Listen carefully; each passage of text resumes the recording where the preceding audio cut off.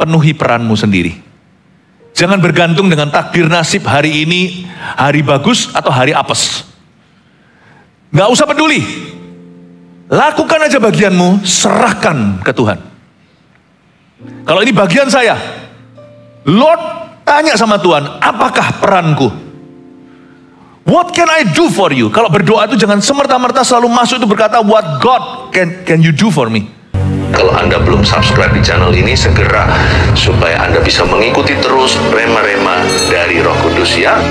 Mari kita sekarang membaca Pengkhotbah pasal 7 ayat 13 sampai 22. Saya bacakan dulu. Perhatikanlah pekerjaan Allah. Siapakah dapat meluruskan apa yang telah dibengkokkannya? Pada hari mujur bergembiralah. Tapi pada hari malang ingatlah bahwa hari malang ini pun dijadikan Allah seperti juga hari mujur, supaya manusia tidak dapat menemukan sesuatu mengenai masa depannya. Dalam hidupku yang sia-sia, aku telah melihat segala hal ini. Ada orang saleh yang binasa dalam kesalehannya. Dan ada orang fasik yang hidup lama dalam kejahatannya. Janganlah terlalu saleh. Janganlah perilakumu terlalu berhikmat. Mengapa engkau akan membinasakan dirimu sendiri? Janganlah terlalu fasik. Janganlah bodoh, mengapa engkau mau mati sebelum waktumu? Adalah baik kalau engkau memegang yang satu dan juga tidak melepaskan yang lain. Karena orang yang takut akan Allah luput dari kedua-duanya. Hikmat memberi kepada yang memilikinya lebih banyak kekuatan daripada 10 penguasa dalam kota. Sesungguhnya di bumi tidak ada orang yang saleh, yang berbuat baik dan tak pernah berbuat dosa. Juga janganlah memperhatikan segala perkataan yang diucapkan orang, supaya engkau tidak mendengar pelayanmu mengutuki engkau. Karena hatimu tahu bahwa engkau juga telah kerap kali mengutuki orang-orang lain. Sekali lagi ini adalah lebih tepatnya tulisan Salomo di akhir hidup atau akhir hayatnya. Kedengaran pesimis, karena zaman itu belum ada pewahyuan tentang hidup yang kekal. Jadi mereka kira kalau mati ya sudah, life is so unfair. Kenapa orang baik gak selalu alami yang baik? Kenapa orang jahat juga gak selalu dihukum oleh Tuhan langsung di depan mata? Tapi kedengaran pesimis, tapi kalau kita baca dalam pewahyuan perjanjian baru, luar biasa. Ini mengubah shifting paradigma kita. Kalau kita mau mengubah kelakuan itu jangan ubah kelakuannya. Ubah cara kita berpikir dan cara kita melihat. Perhatikanlah pekerjaan Allah. Dimulai dari ayat yang 13. Siapakah dapat meluruskan apa yang telah dibengkokkannya? Kedengarannya pesimis ya kan? Perhatikan pekerjaannya Tuhan. Ini bukan bicara soal ministry atau pelayanan. Maksudnya lihatlah apa yang Allah buat. Di bawah kolong matahari ini loh. Lihatlah apa yang terjadi.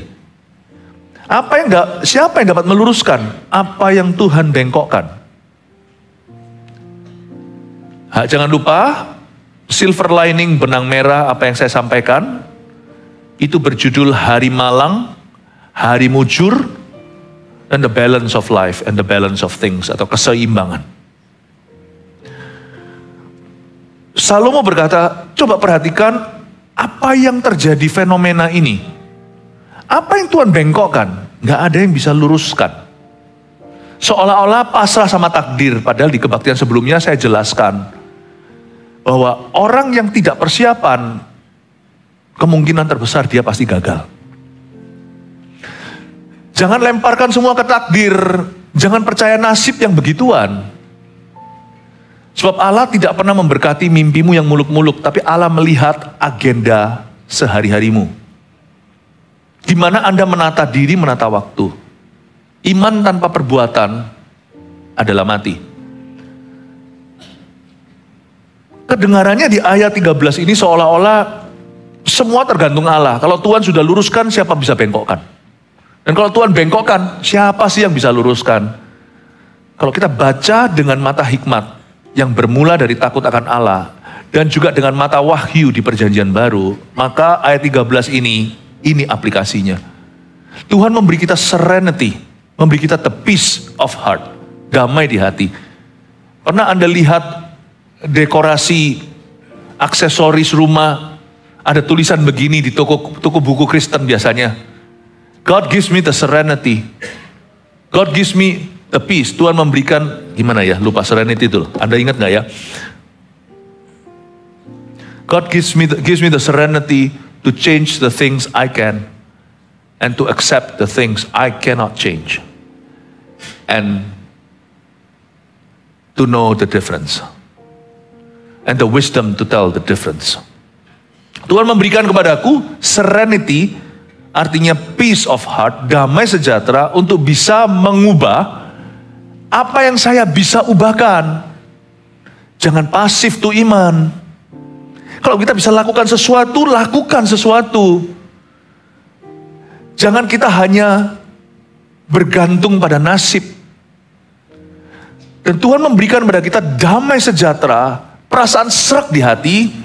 I'm gonna do something about it. Aku akan melakukan sesuatu tentang hal ini. Aku tidak boleh diam saja. Meskipun Tuhan Maha Kuasa, kali ini saya menawarkan diri untuk bekerja sama. Pakailah aku Tuhan, dan pakailah tindakan imanku. Biarkan tindakan iman saya align atau selaras dengan perbuatan tangan Allah. Ingat Rahab si pelacur itu, dia kan di pihak musuh. Di gerbang Yeriko, di temboknya yang tinggi, ada 2 pengintai masuk. Dia nggak tinggal diam, sekalipun dia tidak welcome tuh 2 orang Israel, mereka pasti dilindungi Allah. Tetapi dia membuka pintunya, dengan demikian menerima berkat. Dia berkata, sini aku sembunyikan. Sembunyikan dengan aman. Setelah kaumnya sendiri mencari pengintai itu nggak ketemu, dia lepaskan mereka dan kasih scarlet atau kasih kain ungu turun ke bawah. Dan Tuhan membuat perjanjian dengan wanita ini. Dan setelah itu perempuan ini dan seisi rumah tangganya, ketika terjadi serangan fajar, Yeriko ambruk, mereka selamat semua. Dan Rahab adalah salah satu nenek moyang Tuhan Yesus Kristus. Tuhan bisa tanpa Rahab. Tuhan tidak perlu kita. Tapi kalau Tuhan memberikan pada kita perasaan serak bahwa kita harus melakukan sesuatu, apalagi berupa perintah.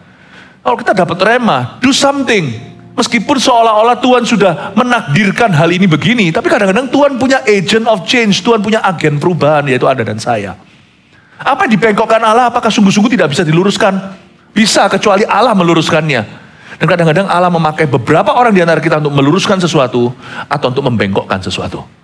Kita ini harus bekerja sama dengan Tuhan. Kita harus belajar peka.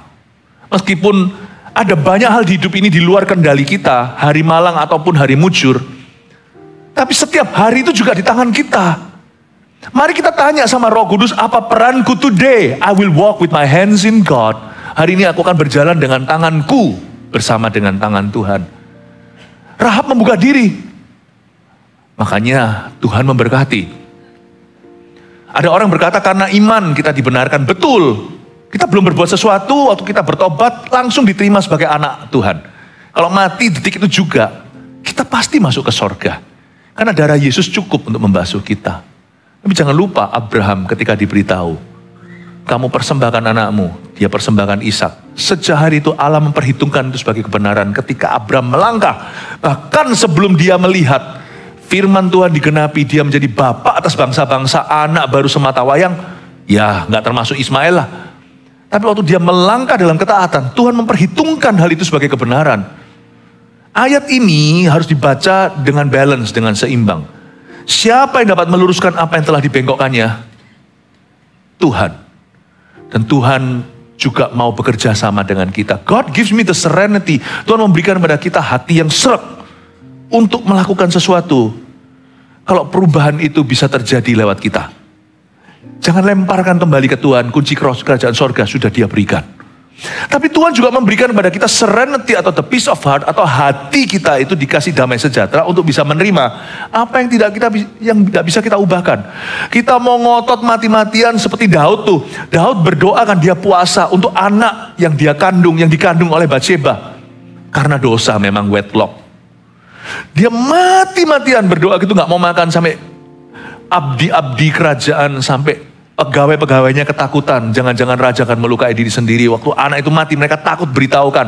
Ketika mereka gerusah-gerusu, ketika mereka mulai bisik-bisik, Daud berkata, ada apa? Anak itu udah meninggal ya? Iya Tuhan, iya Baginda. Daud langsung bangkit berdiri dan makan. Orang-orang berkata ini edan. Anak ini waktu sakit parah, dia mati-matian gak minum, gak makan. Seharian itu dia berkabung karena dia tahu ini akibat dosanya. Dia sungguh-sungguh berdoa. Siapa tahu Allah berubah pikiran. Dia punya hati yang bukan menantang Tuhan, tapi ada hati yang aktif untuk melawan arus. Tuhan, siapa tahu dengan aku doa puasa ini, Engkau akan mengubah haluan dan merubah nasibku. Dia berdoa sungguh-sungguh, tapi waktu akhirnya dalam kedaulatan Allah, Allah menulahi anak ini dan anak ini mati. Ini kokonya Salomo ini. Sebelum nanti Batsheba hamil lagi.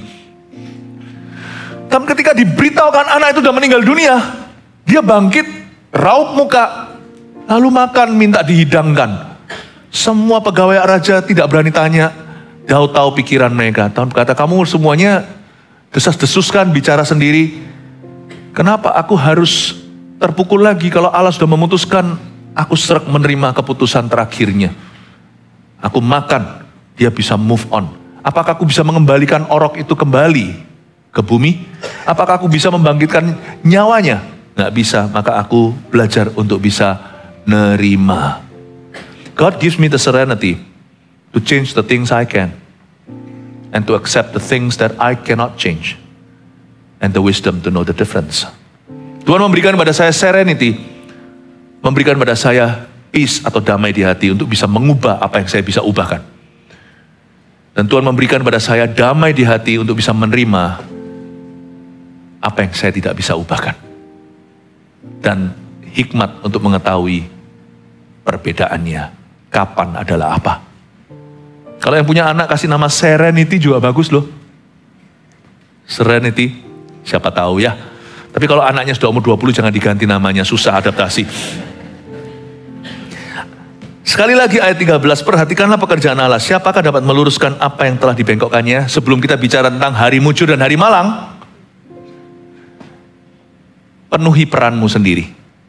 Jangan bergantung dengan takdir nasib hari ini, hari bagus atau hari apes. Gak usah peduli.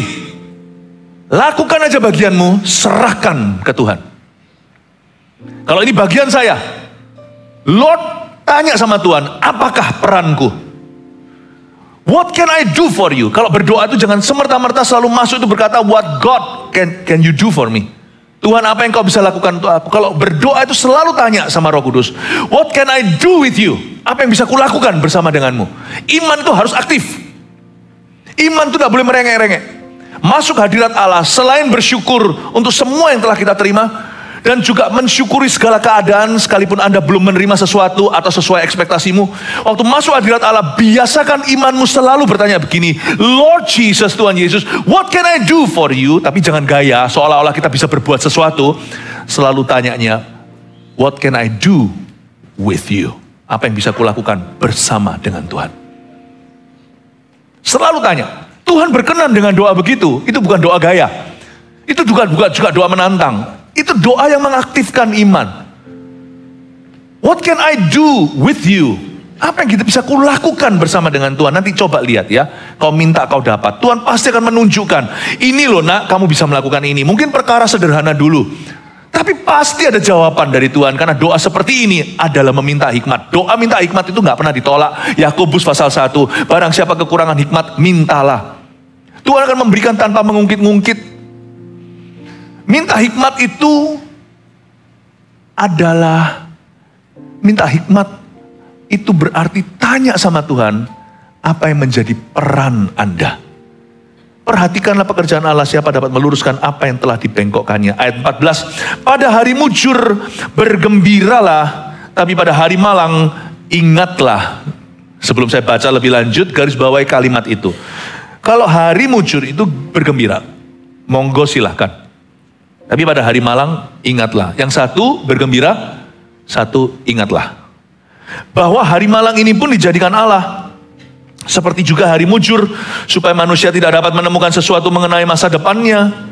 Ayat 14 itu sama dengan ayat di Amsal. Wong yang nulis juga sama kok. Jagalah hatimu dengan segala waspada. Jaga hati itu bukan hanya waktu susah. Waktu susah kita perlu jaga hati. Kalau enggak kita mudah putus asa, apalagi kecewa. Tidak sedikit orang yang kepahitan dengan kehidupan, kepahitan sama Tuhan, ujung-ujungnya nggak tahu dia kepahitan sama siapa. Kalau kita nggak jaga hati waktu susah, kita akan jadi orang demikian. Kita akan bermentalkan korban. Tapi ternyata jaga hati itu juga di hari mujur loh. Karena ketika orang itu ketika dia itu hoki, ketika dia beruntung, ketika semua angin itu bertiup ke arahnya, orang itu juga perlu menjaga hati dengan segala waspada. Kalau enggak, dia akan lupa Allah. Dia akan lupa diri. Dia akan lupa daratan. Dia akan senangnya itu keterlaluan. Bisa enggak kita itu bahagianya too much? Bisa. Kalau kita bahagia karena materi, perkara-perkara duniawi yang notabene tidak salah, tapi yang sifatnya material saja, atau yang sifatnya earthly, atau sifatnya berkat-berkat sementara. Kalau Anda itu terlalu senang, lalu lost semua remnya, lepas kendali, itu juga nggak bagus. Too much of a good thing is not a good thing. Suatu hari salah satu kerabat dibilang kalau matcha, ocha, green tea atau teh hijau itu bagus. Minum itu terus, masuk rumah sakit loh. Ada orang berkata salmon itu bagus. Hamil kan, sikat salmon terus. Nah itulah masalah orang kaya. Banyak anaknya lahir dengan kecacatan itu dan ini. Over gizi. Lebih tepatnya bukan gizi, merkuri. Itu loh logam-logam di bawah lautan lah, kira-kira demikianlah bahasa kasarnya. Coba lihat orang yang pas-pasan atau yang gak punya makan apapun juga, keluar anaknya menter. Sikat pecel tiap hari. Ya janganlah ya, jangan ngawur. Kenapa kau terlalu hati-hati? Jangan terlalu saleh lah. Tapi juga jangan terlalu, bahasa Ibraninya cul-culan. Ngapain anaknya itu gugur sebelum waktunya? Ngapain kena diare, virus, atau rubella? Kita itu yang moderat aja. Waktu kita susah, jaga hati dengan segala waspada supaya jangan kecewa, putus asa, bermental korban. Waktu kita berhasil, kita beruntung, lali, katanya bahasa Ibrani, jangan lupa diri. Makanya itu Bapak Ibu Saudara, kecuali untuk perkara-perkara Kristus, kalau saya dijamah Tuhan, kalau saya nangis tidak mau tahan-tahan. Peduli amat orang mikir apa, emangnya saya hidup untuk mereka. Tapi kalau saya memuji Tuhan di gereja, saya pemimpin pujian atau bukan, kalau saya lompat, saya akan lompat. Kalau saya melompat, saya bisa lompat, apalagi masih muda, lutut saya nggak apa-apa, saya akan melompat setinggi-tingginya. Kalau untuk Tuhan, jangan tahan.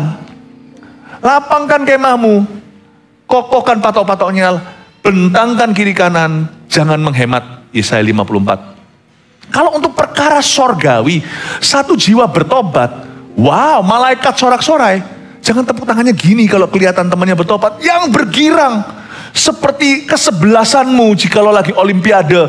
Negara tertentu ketika timnya menang, lompat itu gitu. Tapi kalau itu football match, saya sih suka basketball. Kalau tim unggulan saya menang, saya juga senang. Yeay, tapi saya nggak akan lompat dengan segenap hati. Segenap hatiku sudah direservasi hanya untuk Tuhan dan untuk perkara-perkara Tuhan. Gini loh Bapak Ibu. Kalau Anda senang untuk apapun kecuali yang langsung berkenaan dengan Tuhan, tolong direm senangnya 80, jangan 100. Kenapa? Apapun yang membuat Anda happy kalau itu materi, percayalah saya, rumah bagus Anda masuk. Anda awal-awal itu bangun tidur tuh langsung, wah rumah sendiri difotoi mungkin karena itu rumah mimpi, rumah impian. 1 tahun kemudian Anda kena masalah, siapa sakit segalanya, Anda tidak akan merasakan rumahmu. Anda cuman kerasan. Mobil baru, wah mobil bagus segalanya. Ya kan? Anda mungkin bisa pamerkan ke teman-teman. Itu sebentar aja. Senangnya itu bentar. Jadi jangan sampai keterlaluan. Jangan sampai senangmu itu membawamu jauh dari Allah. Dan senangmu itu juga jangan sampai Anda itu tidak bisa menguasai emosi. Sebab ingatlah, hari mujurmu datang kan? Minggu depan, sorry ini bukan pesimis, minggu depan masih ada hari malang yang akan menghampirimu. Setiap hari kau happy, tolong diingat-ingat sendiri, next week atau next month akan ada hari sedihmu. Jadi tolong kira-kira kalau bahagia. Tapi kalau saya bersuka cita karena Tuhan, seseorang bertobat, malaikat itu berjingkrak-jingkrak. Kalau saya lihat orang lain ditolong, kalau saya berdoa dijamah, Kalau saya merasakan damai sejahtera. Kalau saya tunjukkan kasih kepada sesama. Bahkan kalau saya menunjukkan kasih kepada orang-orang saya sendiri, keluarga saya sendiri, saya tidak mau tanggung. Saya nggak mau kasih 100, saya kasih 110.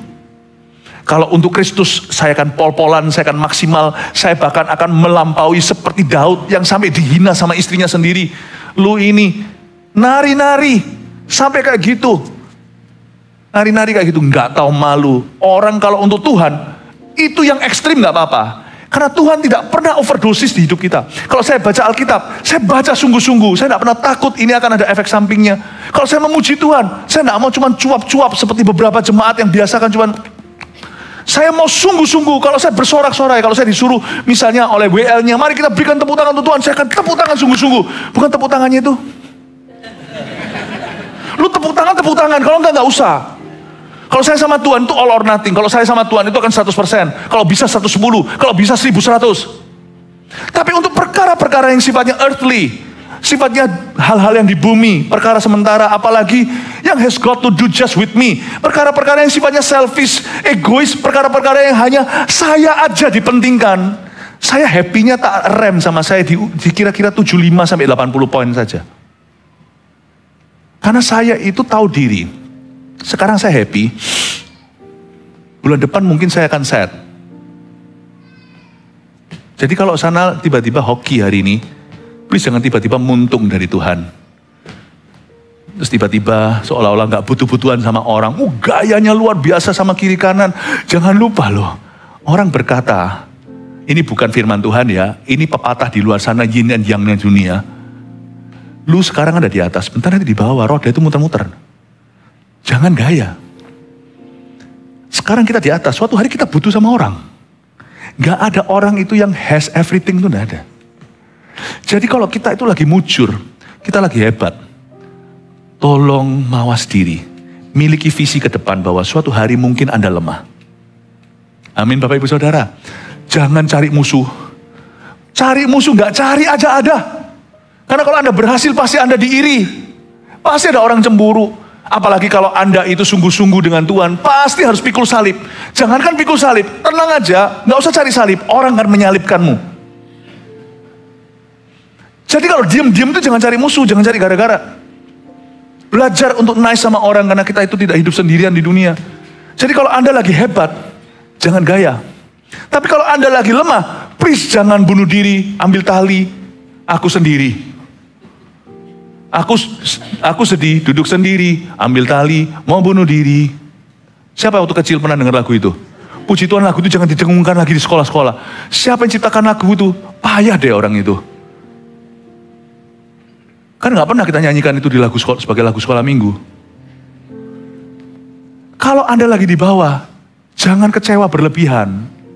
Kecewamu itu top-topnya kasih angka 55. Kalau mau setengah-setengah itu jangan sama Tuhan. Setengah-setengah itu sama putus asa, sama kecewa.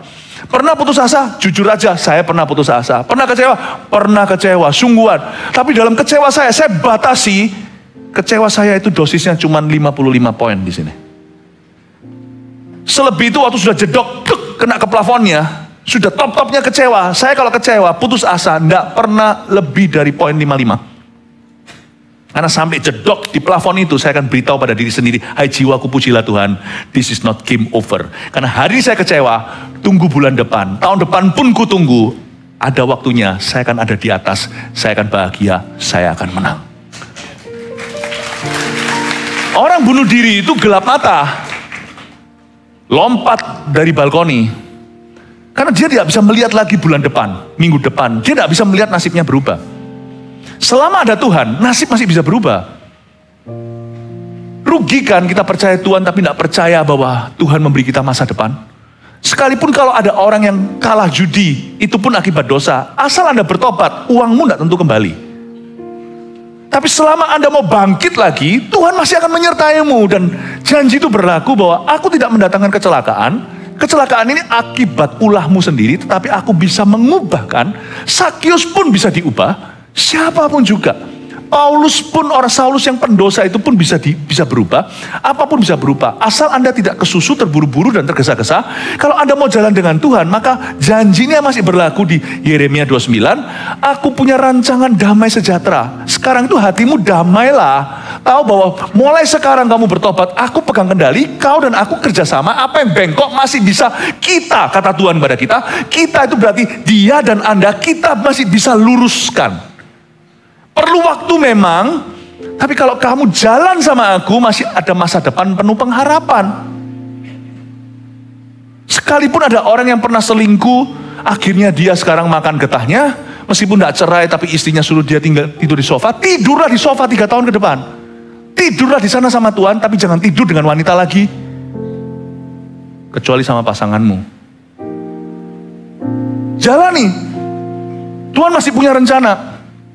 Jangan kau bunuh diri, atau jangan runyam sudah, kau terlambat. Ya sudah, bablas sisan, sekalian.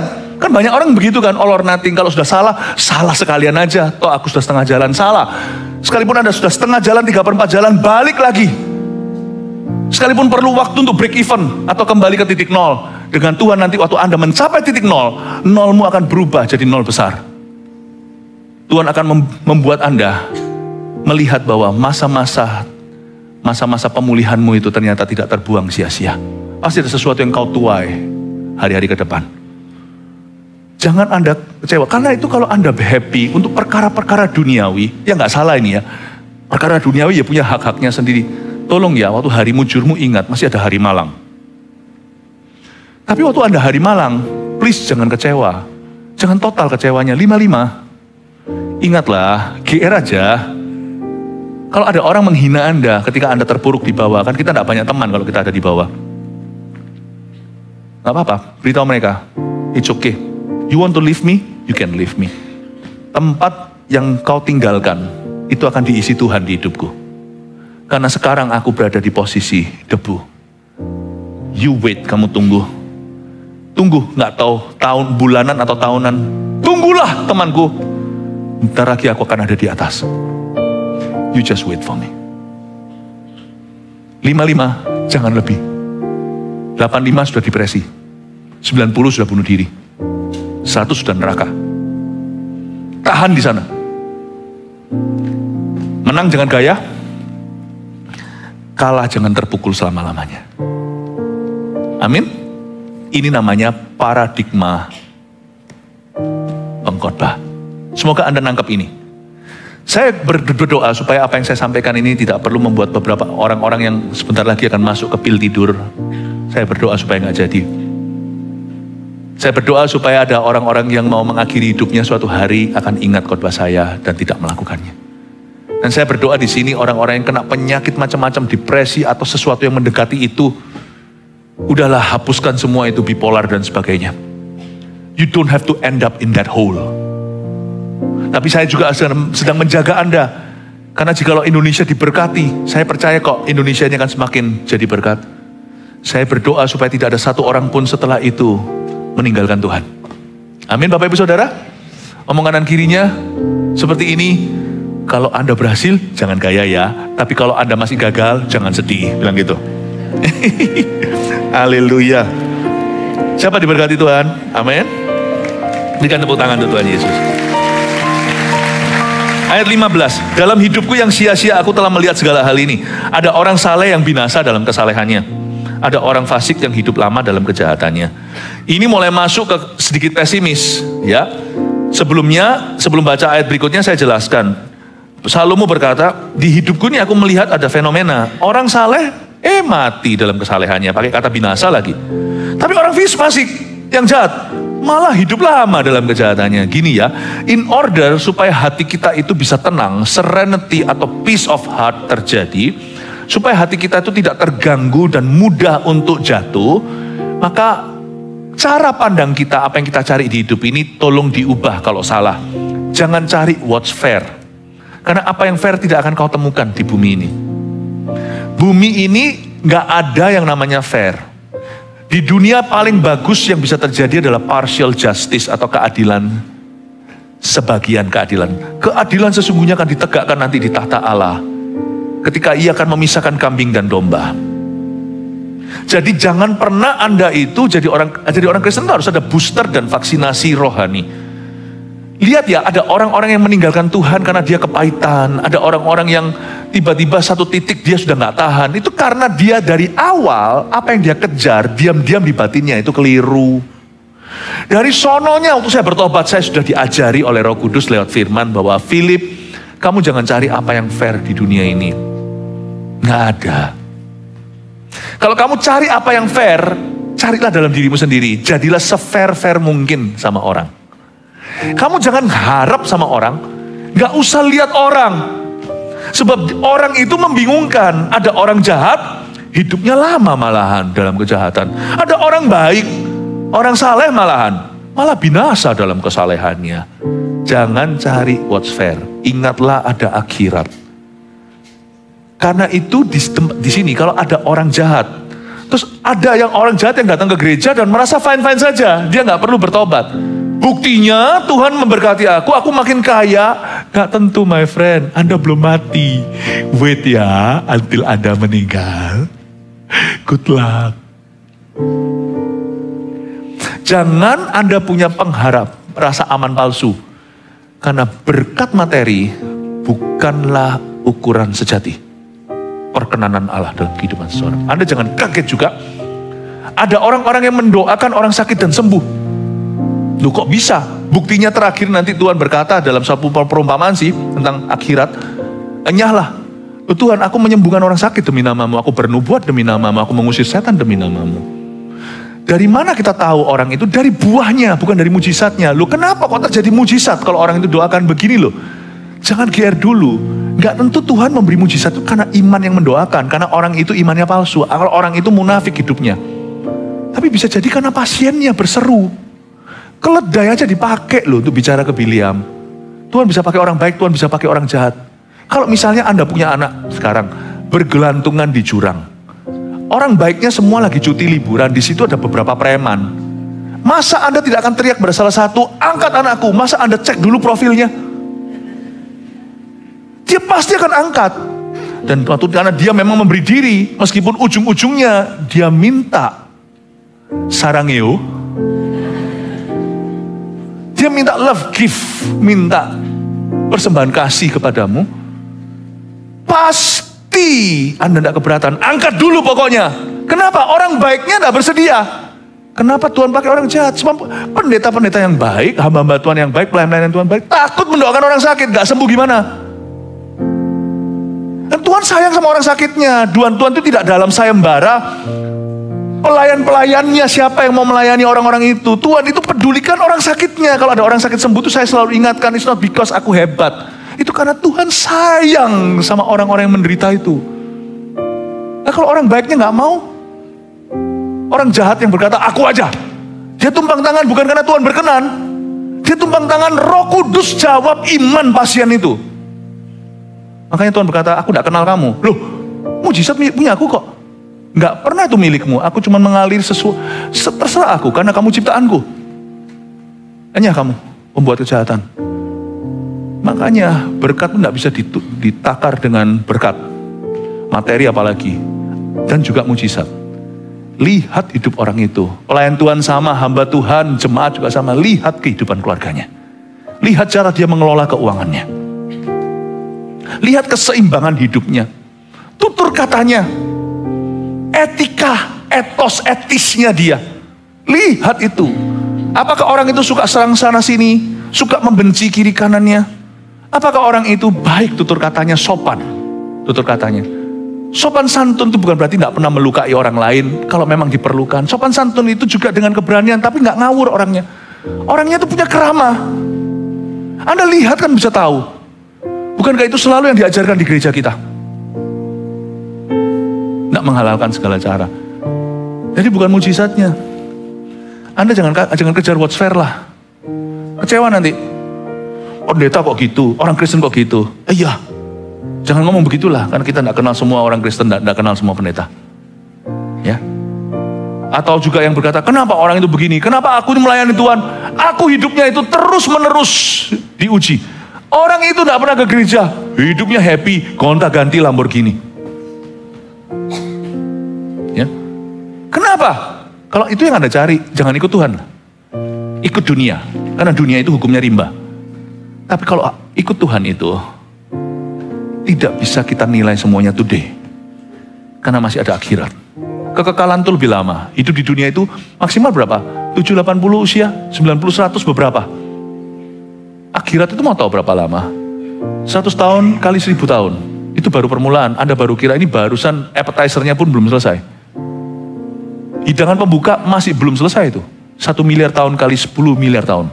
1 triliun tahun kemudian kita masih tetap hidup bersama dengan Tuhan. Jangan kau nilai semuanya today.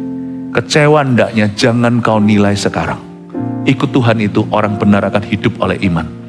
Percayalah ada Tuhan. Udah fokus pada hidupmu sendiri.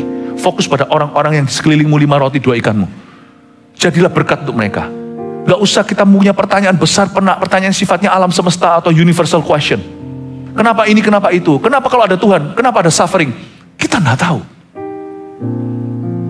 Pernahkah kita bertanya sungguh-sungguh? Saya pernah tanya sama orang gitu kok. Orang gitu nganggur, hidupnya sendiri tidak pernah diurusi. Mau urusi Tuhan, mau hakimi Tuhan, dan mau urusi alam semesta. Kalau ada Tuhan, kenapa ada penderitaan? Ya pertanyaan itu sah-sah saja sih, sebenarnya ada jawabannya. Tapi kalau kita tidak cari jawaban, kita menyerang doang. Kalau kita hanya mau pembenaran dan mau menyalahkan Tuhan, gak mungkin jawaban apapun memuaskan. Kenapa ada penderitaan di seluruh dunia? Pernahkah Anda tahu, ada negara-negara penderitaan karena korupsi habis-habisan. Korupsi habis-habisan, dan kejahatan. Dan orang-orang kita bela kenapa dia menderita, waktu orang itu berkuasa juga sami mawon nanti akhirnya. Karena masalah dunia itu bukan ekonomi dan kelaparan. Bahkan bukan politik. Masalah dunia itu dosa. Dan Tuhan tahu manusia itu membangkang. Cuman sekarang mereka tidak bisa makan. Ada orang tidak bisa makan. Itu kasihan. Tapi ketika orang itu bisa makan sepiring berlian, orang itu juga akan memeras sesamanya. You see? 全世界的乌鸦都是黑色的. Di seluruh dunia gagak itu warnanya hitam. Merpati itu warna putih. Ini bukan bicara warna kulit. Semua warna kulit itu indah di mata Allah. Semua ciptaannya. Ini kiasan berkata bahwa di seluruh dunia sami mawon, sama aja. Anda mau cari fair dari orang, nggak ketemu. Orang yang Anda kasihani itu, Anda bela mati-matian. Coba deh, taruh orang itu di tempat kuasa. OKB ceritanya. Anda akan lihat, orang itulah yang akan memeras orang. Kebaktian sebelum ini saya jelaskan, uang haram. Siapa yang kau bela, Bapak Ibu Saudara? Jangan bela orang miskin, jangan bela orang kaya. Berbuahlah dengan teratur dalam hidupmu. Dan belalah kebenaran. Kepada orang miskin, pada orang kaya. Belalah kebenaran. Lebih tepatnya, praktekkan kebenaran di hidupmu sendiri. Kan orang miskin dan kaya bisa belajar darimu. Amin Bapak Ibu. Hari malang, hari mujur, dan keseimbangan. Seimbang aja di hati. Jaga hati dengan segala waspada waktu kita di atas dan di bawah. Sukses jangan gaya. Kalau hari ini kita belum sukses, juga jangan putus asa. Jangan kejar fair di hidup ini, karena Anda tidak akan dapatkan. I promise you, one thing you can never find perfectly in this world is called justice. Saya janji sama Anda, selama hidup kita di dunia ini, tidak akan kita ketemu namanya keadilan penuh. Itu tidak akan ada. Ya, oleh karena itu di ayat berikutnya dikatakan, janganlah terlalu saleh. Janganlah perilakumu terlalu berhikmat. Mengapa engkau akan membinasakan dirimu sendiri? Tunggu sebentar. Ini apakah kita suruh kompromi? Ini bukan soal kekudusan. Janganlah terlalu saleh. Ini self-righteousness. Ini bukan God's righteousness, bukan kekudusan Allah. Kalau kekudusan Allah, nggak bisa kita terlalu careful menjaga. Nggak bisa kita terlalu hati-hati. Udahlah, jangan terlalu saleh lah. Nggak usah ikuti pengajaran gerejamu itu. Pacaran terlalu bersih. Pacaran kudus katanya. Itu kok Philip ajarkan kan? Nggak ada pacaran kudus, nggak ada pernikahan kudus. Nggak apa-apa lah, sekali-kali ke kamar. Lu jangan. Loh, tapi saya mau ke kamar itu kan cuma mau ngambil barang. Suruh pacarmu di luar, barangnya kau lempar. Ekstrim banget. Bukan ekstrim banget. Karena dagingmu rawan banget, kecuali kalau sana tidak lurus. Kalau saya sih laki tenan. Zaman saya pacaran, apalagi kepada siapa saya jatuh hati, masuk ke kamar. Yang saya nggak percaya bukan pacar saya, yang saya nggak percaya daging saya. Saya nggak percaya Adam dan Hawa di sini. Di tubuhnya ada Adam dan Hawa. Jadi Anda tidak bisa tanggung menjaga kekudusan. Janganlah engkau terlalu saleh di sini. Bukan soal menjaga kekudusan. Jangan terlalu saleh, jangan perilakumu terlalu berhikmat. Ini bukan hikmat yang bermula dari takut akan Tuhan. Kata hikmat di sini adalah human wisdom, bukan God's wisdom, bukan hikmat Allah. Kalau menjaga diri nggak bisa terlalu. Kita sudah jaga terlalu aja masih sekali-kali jatuh. Ya enggak, anak-anak muda, jangankan anak-anak muda, orang-orang tua juga sama. Kalau kita nggak punya prinsip yang tegas, misalnya minggu gampanglah kebaktian mana nanti kita lihat ke shera-shera, whatever will be, nggak jadi. Doa kalau juga begitu, jangankan doa, nge-gym aja loh.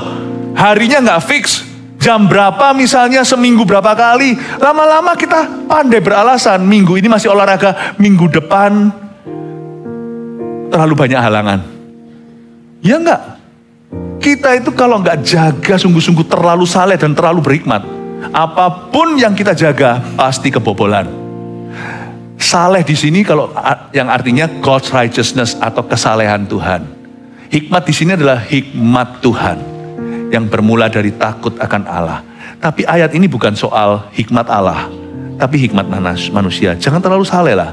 Jangan perilakumu terlalu hikmat. Pernah enggak Anda lihat orang yang saking takutnya sama kuman? Dikit-dikit.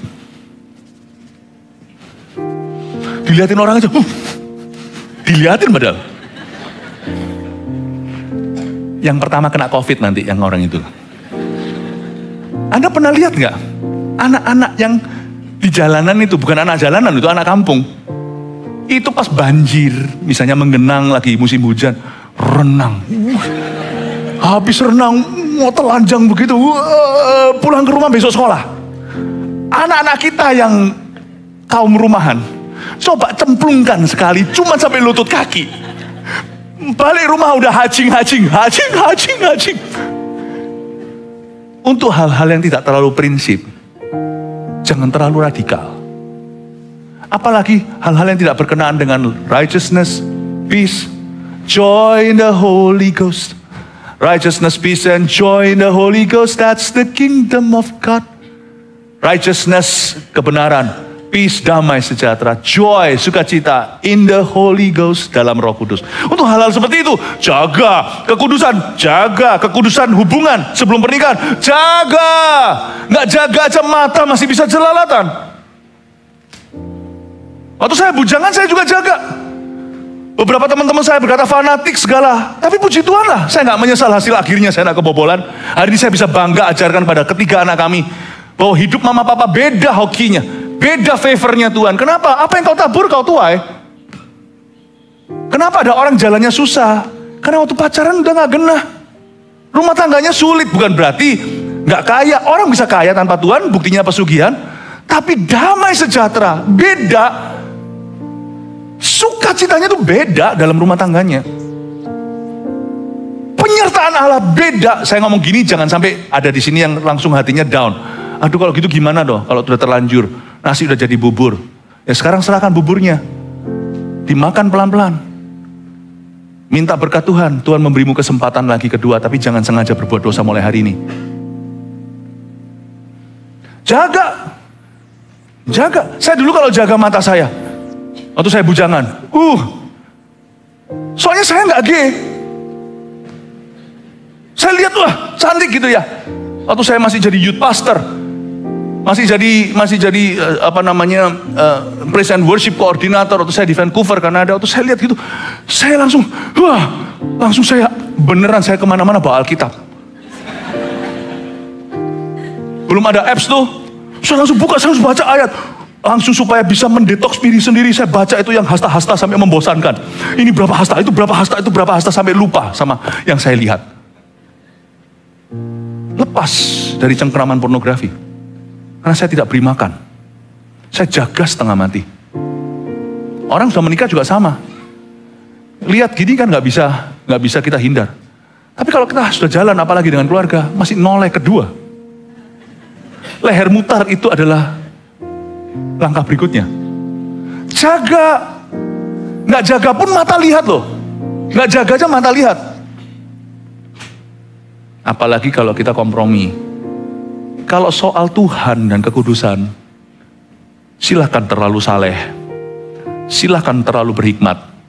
Tapi untuk hal-hal yang gak prinsip gitu loh, kayak kuman gitu, wis lah, nggak terlalu prinsip gitu, jangan terlalu berhikmat. Ya, tapi baik Pastor Philip, habis ini anakku tak suruh hujan-hujanan. Ya jangan, buat apa sakit sebelum waktunya? Buat apa busung perutnya? Buat apa cacingan? Kalau untuk hal-hal yang nggak terlalu prinsip, moderat aja. Hikmat itu tidak terletak pada boleh atau jangan. Hikmat itu terletak pada ini loh, serenity to know the difference. Punya hikmat, punya kebijaksanaan untuk bisa mengerti ini prinsip, ini bukan. Ini prinsip nggak bisa ditawar, ini oke lah. Ini nggak gimana. Amin Bapak Ibu Saudara. Coba lihat ya, terlalu berhikmat. Biasanya kalau kita masih usia belasan, umur 20 gitu, saran saya kalau semuanya anak kita perempuan, di masa kuliah, perempuan boleh memikirkan tentang cinta dulu. Misalnya ya, ini bukan kata firman, ini sedikit opini, tapi juga bisa jadi bahan pertimbangan. Misalnya kalau anak Anda kuliah, setelah tahun pertama kuliah, apalagi kalau keluar kota, silakan nih kamu mulai pikirkan pacaran. Tapi kamu jaga kekudusan ya, setelah 1 tahun di dalam waktu setelah kuliah. Karena wanita lebih ready, dia dewasa lebih cepat. Ya kan? Tapi kalau laki-laki lebih baik, ini bukan standar mati, ini masing-masing parent punya pilihan sendiri, tetapi Anda juga mungkin bisa sarankan. Kalau saya sama anak pria juga begitu. Kamu kuliah dulu, karena laki-laki itu tumbuhnya lebih pelan. Bukan badan dia tinggi cepat. Tapi kedewasaan, karena laki itu jadi leader nanti. Mungkin kamu kuliah dulu, enggak telat kok. Cowok itu semakin tua nanti di 20 sekian itu semakin ganteng. Justru kalau kamu semakin punya portfolio, apa yang kamu bukan, itu lebih gampang. Ya. Dan saya beritahu, selesaikan dulu kuliahnya. Habis itu baru kamu memikirkan cinta. Enggak telat kok, selesai kuliah umur 22. 21, 22, masih bisa. Enggak telat. Laki-laki kalau umur 22, 23 udah menikah, enggak semua ready. Mungkin misalnya umur 25. Ini opini ya. Oke, sekarang mari kita ngomong tentang wanita. Saya suka rasan-rasan pihak sana. Sorry yang perempuan ya. Kalau umur sekian, Anda bisa jatuh cinta. Coba nanti sampai Anda umur 30. Ada bukan enggak tentu jatuh cinta lah, tapi kadang-kadang inilah kutukan kecantikan. Justru wanita yang cantik sekali atau bunga sekolah, cerewetnya luar biasa. Terlalu berhikmat. Malah enggak dapat. Deket ini nggak mau, ini puyau, ini nehi kusihe. Semua ditolak. Time clocknya mulai jalan, 21, 22, 23, 24, 25, 26, 27, not good enough. Terlalu saleh, terlalu berhikmat, kau nggak dapat. Semakin tua, semakin cerewet dari waktu dia masa muda. Jangankan wanita, laki-laki juga sama. Laki-laki di usia tertentu jatuh cinta. Misalnya ada pria yang umur 14 tahun senang sama temannya. Udah gak lihat macam-macam, udah langsung jatuh cinta. Tapi umur 24 banyak pilihan. Semakin cerewet. Umur 34 sudah malah justru segala sesuatu dicacat. Umur 40 apalagi kalau dia sukses, dia cari Miss Universe kalau bisa. Semua orang anything less than Miss Universe selalu di mata dia ada sesuatu yang kurang. Jangan terlalu saleh, jangan terlalu berhikmat lah. Tanya sama Tuhan, kenali tujuan hidupmu. Dalam perencanaan-perencanaan yang baik, buat pilihan. Tidak ada pilihan yang sempurna, sebab Anda juga bukan jodoh sempurna buat seseorang. Ada satu titik, you must call the shot. Oke, ini yang jadi pacarku. Jangan main-main. Pacaran sungguhan karena Anda mencari istri. Bukan demi biologi. Pacaran benar-benar supaya Anda cari suami. Ada satu titik Anda harus buat keputusan sampai holy matrimony, semoga langgeng sampai ke pelaminan. Setelah Anda berkata saya bersedia, pasang tapal kuda, 5 tahun setelah pernikahan, ada kandidat yang lebih baik. Ngawur. Setiap tahun selalu ada kandidat yang lebih baik. Tapi karena Anda komitmen, dialah yang terbaik. Sana Anda komitmen. Misalnya seorang laki-laki komit dengan seorang wanita, dia jadi istriku, I do, atau saya bersedia. Setelah itu, every other woman in his life, kecuali mama dan anaknya jika dia punya putri, every other woman in his life, semua wanita yang lain adalah a monkey to him. Amin Bapak Ibu Saudara. Itu keputusan. Orang sudah menikah, Bisa nggak tahun depan ketemu kandidat lebih baik? Selalu ada. Fair-fairan, cowok selalu ada yang lebih baik daripada suaminya, cewek selalu ada mungkin yang lebih cantik dari istrinya. Tapi at some point, Anda tidak perlu riset hikmat lagi. Satu titik Anda berkata, sudah, di sini pencarianku. Ini keputusan hidupku.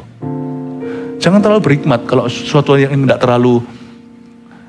Ada orang tidak dapat, coba lihat ya. Padahal dia itu mudah dapat jodoh, nggak dapat. Kenapa? Karena kriterianya tuh high. Tampang harus drakor. Sifat harus selevel Yesus.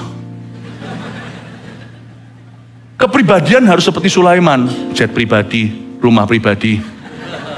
Seperti Raja Salomo. Ya nggak dapat. Kalau ditanya sama mama-mamanya, nih kamu tuh nggak berat jodoh loh. Lain cerita ada orang yang sungguh-sungguh sampai satu titik, siapapun kau utus mengetuk pintuku, aku jadi sama itu.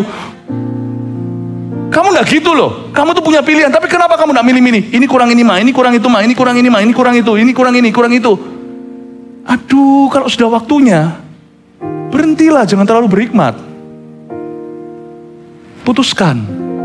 Kalau sudah waktunya loh ya, kalau belum waktunya jangan. Umur 14 kok pacaran, baru lepas popok. Paham Bapak Ibu Saudara? Ada hal-hal yang tidak terlalu prinsip. Jangan terlalu JUAJI. Cuaci. Dalam hal pelayanan juga sama. Banyak orang tuh tukaran. Kalau ditelusuri, apa sih isunya? Nggak ada. Apa ini? Apa sih ini? What is this? There's really nothing to quarrel about. Suami istri juga sama kan? Udah lama, udah kangen, nggak berantem. Kalau ditelusuri, alasan berantemnya nggak ada. Cari masalah aja. Merindukan saat-saat tegang. Nggak canda, di hari-hari mujur kok cari musuh. Bapak Ibu Saudara, untuk yang prinsip tolong yang radikal. Untuk yang tidak prinsip, janganlah. Jangan terlalu fasik, jangan bodoh, mengapa engkau mati sebelum waktunya. Adalah baik kalau engkau memegang yang satu dan juga tidak melepaskan yang lain. Karena orang yang takut akan Allah luput dari kedua-duanya.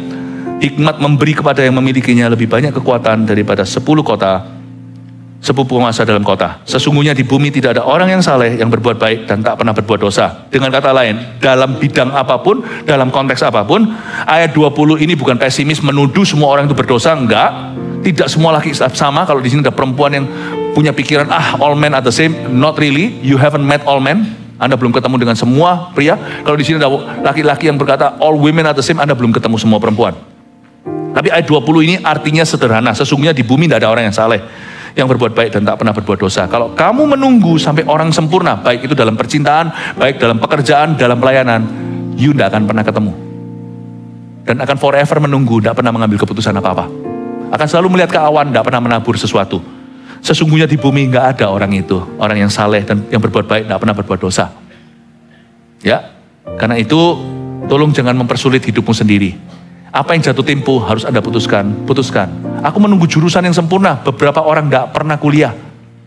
Kuliah gonta-ganti segalanya. Sungguhlah sebenarnya yang sempurna bukan jurusannya. Orang ini yang nggak sempurna. Orang ini tidak komitmen pada apa-apa. Peduli amat sana ngambil apa. Ambil aja satu. Riset dulu, due diligence-nya dilakukan. Terima nasihat dari orang benar, jangan terima nasihat dari teman-teman yang rusak. Terima nasihat dari teman-teman gereja, dari papa mama. Kalau papa mamanya takut akan Allah, sekalipun papa mamanya bukan Kristen, paling tidak ambil wawasan duniawinya. Tanya, tunggu jurusan sempurna. Gak ada anak muda. Ambil aja satu. Setelah Anda ambil semua keputusan, notabene memang Anda tidak pandai membuat keputusan, segala sesuatu selalu ragu. Tapi kalau Anda sudah lakukan risetnya, udahlah, 1, 2, 3, 4 jurusan itu bang tuh, jendela, wah. Salah ya, itu lanjutannya gak enak. Anak-anak muda yang gak tahu, gak apa-apa, yang tahu ini kita tahu usianya berapa. Udah yang panjang jadi. Ambil satu aja, studi itu. Peduli amat itu jurusan tepat atau enggak. Kalau Anda tepat hati, Anda tekuni dari situ, Tuhan menuntunmu ke segala sesuatu. Hari mujur, hari malang, dan keseimbangan. Keseimbangan di antara mujur dan malang karena kita tidak tahu apa yang terjadi dengan kita adalah keputusan. You make a good decision in life. Buat keputusan yang baik, baik itu perjodohan, baik itu pekerjaan. Mau tunggu pekerjaan yang baik, yang tepat, nggak ada. Pekerjaanmu sempurna, lalu habis itu jatuh sakit. Nggak ada keadaan yang perfect, itu nggak ada. Di antara hari malang dan hari mujur, ada peran kita serenity di sisi kita. I will make a good decision out of a good knowledge. Aku akan membuat keputusan yang baik dari pengetahuan yang baik. Sisanya aku serahkan ke Tuhan yang mengerti takdir hidupku. Amin Bapak Ibu. Salah satu hal yang membuat kita jangan terlalu dipikiri, jangan terlalu berhikmat. Banyak orang tuh mikiri yang nggak perlu. Bukan mikiri sesuatu yang sifatnya menggali potensi. Bukan memikiri sesuatu yang sifatnya konstruktif atau membangun. Juga janganlah memperhatikan segala perkataan yang diucapkan orang, supaya engkau tidak mendengar pelayanmu mengutuki engkau. Baca itu coba. Don't take every word people say too seriously. Jangan terlalu serius mikirkan semua orang-orang yang mengatakan siapa dan siapa. Anda tuh gak kenal. Kenapa ngapain hidup untuk orang-orang itu? Kecuali kalau Anda memang perlu mempertimbangkan kata-kata orang-orang yang perlu Anda dengarkan. Orang-orang yang memang punya peran dalam hidupmu. Orang-orang yang sungguh-sungguh, orang-orang yang Tuhan taruh di posisi untuk menuntut pertanggungjawaban daripadamu. Orang-orang yang punya pengaruh yang membangun dalam hidup Anda. Dan Anda perlu pikirkan, jangan masuk telinga kiri, keluar telinga kanan. Tapi ngapain Anda itu pikirkan? Kita tuh pikirkan kata-kata dan kalimat yang keluar dari orang-orang yang tidak peduli sama sekali tentang hidup kita. Yang mereka inginkan hanyalah menghancurkan dan mengganggu damai sejahteramu. Nggak usah pikirkan semua perkataan itu terlalu serius. Jangan. Dari sumber-sumber yang tidak perlu. Jangan kau pikir. Dan saya juga tidak peduli kok. Saya tidak mau dihakimi oleh karena masa-masa down saya. I don't want to be judged by my worst moments, by my low moments. Saya tidak mau. Saya tidak mau. Karena itu saya tidak pernah. Orang-orang yang sejati Tuhan taruh di hidupku itu bukan yes man. Tapi orang-orang yang bisa memberi saya masukan yang membuat saya mengubah paradigma saya. Orang-orang yang saya izinkan bicara di hidup saya adalah orang-orang yang menantang my value, nilai saya. Orang-orang yang menambahkan sesuatu, kadang-kadang perlu mengurangi sesuatu, perlu menghardik, menegur, mengoreksi kita. Kita perlu dengarkan. Kalau orang tidak bisa dengarkan orang sama sekali, mentang-mentang dia rasa dia bisa dengarkan Tuhan, orang itu sudah sesat hati. Tapi kalau orang dengarkan semua, hatinya liberal, sebentar lagi dia depresi. Jangan perhatikan semua perkataan yang diucapkan orang. Nanti jangan-jangan kau dengar pelayanmu mengutuki engkau. Saya tidak mau dikutuki. Untuk masa-masa di mana saya sedang low dan struggle sesuatu, ketika saya masih mencoba to figure out atau mencoba untuk menemukan suatu nilai yang saya dapatkan, saya tidak mau. Karena itu saya tidak izinkan perkataan orang masuk ke saya. Saya tidak bisa hentikan orang cuap-cuap. Tapi saya bisa menghentikan cuap-cuap mereka masuk ke kupingku, jatuh ke telinga. Kadang-kadang saya bahkan tidak bisa menghentikan cuap-cuapan orang di kuping atau mungkin di sosmed. Tapi ke hatiku itu imigrasi sendiri. Sorry, saya yang kasih visa. Apa yang boleh masuk, apa yang enggak. Ngapain gua pikiri? Hidupku terlalu singkat sebelum akhirat. Ibadah pertama dengarkan sendiri. Enggak semua orang patut saya pikirkan. Saya harus layani semua orang. Saya enggak perlu pikirkan setiap perkataan orang. Bisakah Anda kuat seperti itu? Kalau Anda bisa kuat seperti ini, Anda akan fokus. Nanti jangan-jangan hari mujurmu lebih banyak dari hari malangmu. Karena kadang-kadang kemalangan yang terjadi itu bukan karena Tuhan, izinkan. Itu karena kecerobohan kita menjaga diri. Tapi ya kita tidak tentu juga, kita tidak tahu apakah selalu kita mujur, tidak tentu. Kadang-kadang hidup itu tetap ada share porsinya kemalangan yang terjadi. Tapi yang pasti, kemalanganku tidak karena kesalahanku. Kemalahanku karena salib yang harus kupikul. Ya, jangan sampai kemalangan kita adalah karena kebodohan kita. Berapa orang itu merasa dirinya malang, every day itu seperti tercuri damai sejahteranya, sukacitanya terambil. Ya salah sendiri, wong Tuhan tidak pernah izinkan itu diambil kok. Kenapa Anda berikan mahkotamu kepada orang-orang yang tidak perlu? Why? Ada hari-hari yang kita sebut sebagai bad day, hari yang buruk buat kita. Waktu kita pikir-pikir lagi, sebenarnya hari itu tidak harus buruk loh. Kau buang sendiri karena kau dengarkan semua perkataan. Ya, terakhir karena hatimu tahu bahwa engkau juga telah kerap kali mengutuki orang-orang lain. Ini luar biasa ini disclaimer-nya. Ini adalah neutralizer yang menetralisi. Coba pikirkan, berapa kali kita juga cuap-cuap. Kita nggak lepas dari kesalahan ini. Berapa kali kita ngomong sesuatu tentang orang, kita gampang komentar. Tapi kita nggak mikiri sungguh. Sebelum itu kita tidak riset dulu. Kita tidak sungguh-sungguh pikirkan apa yang akan kita lontarkan. Bahkan kita sendiri tidak menguasai materi. Kita omongkan, sudah terlanjur kedengaran. Setelah orang itu terganggu, damai sejahteranya. Dan kita nggak tahu. Pokoknya kita ngomong aja asbun asal bunyi. Setelah itu kita pulang. Emang gue pikiri, kita nggak mikir. Tapi kasihan orang itu mikir terus. Yang bodoh siapa? Ya orang itu. Berapa kali kita kerap kali juga mengutuki orang-orang lain tanpa kita pikirkan dampaknya. Dan setelah kita ucapkan, kita sendiri tidak mikirkan. Dulu kamu pernah bilang gini. Lupa. Itu orangnya pasti langsung cegek di dalam hatinya. Loh, gitu gua pikirin 2 tahun. Dia setelah mengucapkan 2 detik, 2 menit, lupa dia. Udahlah, simple. Kalau Anda mau pikirkan tiap hari, ini yang kau renungkan. Inilah yang ku renungkan setiap waktu. Nyanyian pujian dan pengagungan kepadamu.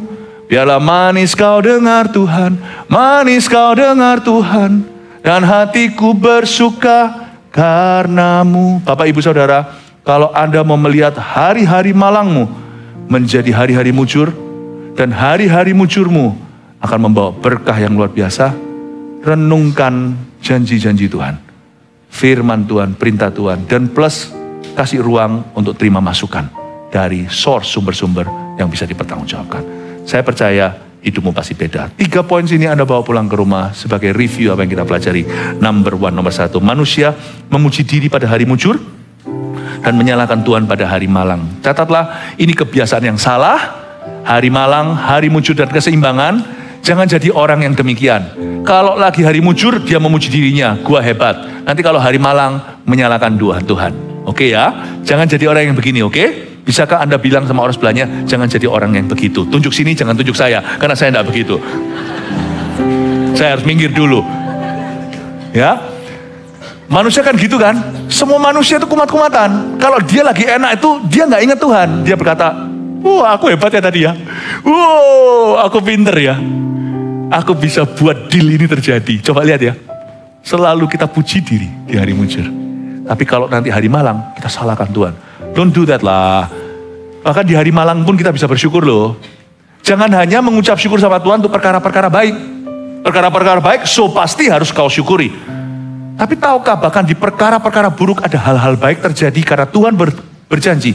Ia akan bekerja sama dalam segala perkara, baik atau buruk, dalam kehidupan orang-orang yang menaruh harap kepadanya. Jadi kita itu patut mensyukuri perkara baik. Sekali lagi, itu so pasti. Tapi kita juga bisa mensyukuri hal-hal baik yang keluar dari perkara-perkara buruk. Karena itu di hari yang malang, jangan salahkan Tuhan. Malah justru waktu kita malang, kita semakin butuh Tuhan. Tapi waktu kita mujur, jangan lupa mengembalikan kemuliaan. Supaya hatimu tidak lupa. Supaya jangan sampai poin kedua, hindari sombong pada hari mujur, agar Tuhan tidak perlu beri hari malang untuk menginsafkanmu. Supaya hari malang yang terjadi itu sungguhan karena takdir Tuhan. Karena Tuhan punya rencana baik lewat hari-hari malang itu bukan untuk menginsafkan kita, tapi supaya membuat kita semakin bergantung padanya. Tapi ada hari malang yang tercipta karena Tuhan memang mau beri pelajaran. Saya selalu ngomong sama Tuhan begini, saya selalu minta Tuhan kasih saya tongkat bukan gada. Semua hari malang saya itu anggaplah tongkat, di dalamnya ada tuntunan Allah. Pasti somehow lewat pengalaman-pengalaman burukku yang diizinkan Tuhan bukan karena kesalahanku, apalagi yang di luar kendaliku, itu akan menuntun saya pertama-tama ke jalan yang benar dulu, Mazmur 23, lalu ke air yang tenang dan rumput yang hijau. Tapi please Tuhan, jangan sampai karena kebodohan saya, hari-hari malangku itu berupa gada. Paham ya? Tongkat itu untuk tuntun domba, gada itu pentungnya satpam. Tuhan, hari malangku biar jadi tongkatmu, bukan jadi pentungmu ke kepalaku. Nih sombong lu, peng. Aku kasih ini supaya kamu rendah hati. Karena Tuhan berkata, Tuhan menentang orang yang congkak, tapi memberi kasih karunia pada yang rendah hati. Barang siapa meninggikan diri, dia diren. Tidak semua hari malang itu perlu terjadi di hidup kita. Ada hari malang yang merupakan, sorry ya, beritahu apa adanya, pentungan Tuhan. Tapi jangan setiap kali kita malang kita rasa dipentung. Apalagi kalau kita tahu setelah kita selidiki hati, selidiki aku, cobalah aku, ternyata tidak ada bengkok di dalam diri kita.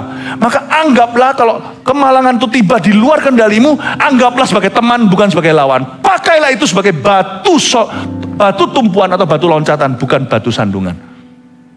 Malangku ini sekarang bukan pentungan, tapi tongkat bukan gadanya Tuhan. Saya selalu punya perjanjian dengan Tuhan. Aku tidak mau sombong waktu hari mujur, supaya Tuhan tidak perlu kasih yang namanya Philip ini hari malang untuk merendahkan hatinya. Paham Bapak Ibu? Teluh. 3.